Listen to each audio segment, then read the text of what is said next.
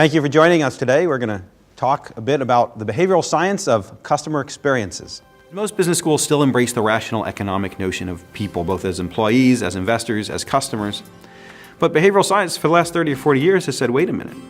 The drivers that we think drive behavior, information, better, being better on some attribute, paying someone more money, are not the real drivers of behavior. Hi, I'm Nathan Novemsky. I'm a professor at the Yale School of Management. I'm a psychologist by training, and I work in what you might think of as behavioral economics or behavioral science. Let me share with you a fundamental study, the earliest study in this area that really defined some of the key ideas for this idea of satisfaction.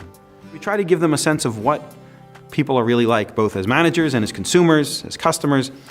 What is the psychology of people's decision-making, of their satisfaction, of all kinds of psychological factors that influence people that they may or may not even be aware of?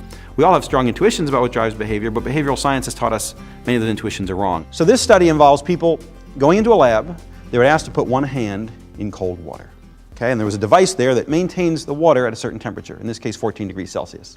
And they're asked to keep their hand in there 60 seconds. They're asked to take their other hand, put that in a different machine for another 30 seconds, with the water raising slightly to 15 degrees Celsius.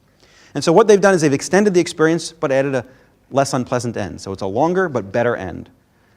And the interesting question here is, when people were asked, okay, now you have to have a third experience. Do you want to repeat the experience with this hand or the experience with this hand?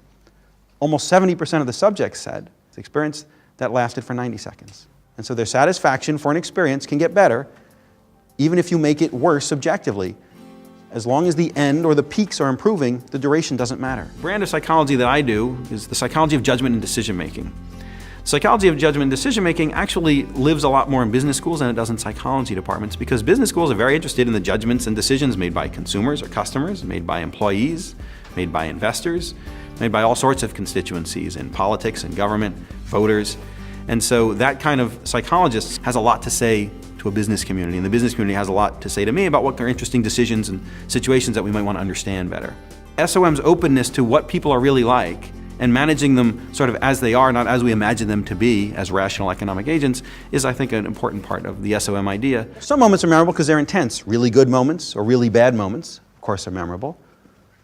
But also surprises that you give people can be memorable. So when I get back to my hotel room and there's a chocolate on my pillow that I didn't expect, I'm surprised. And we know surprise feeds into memory.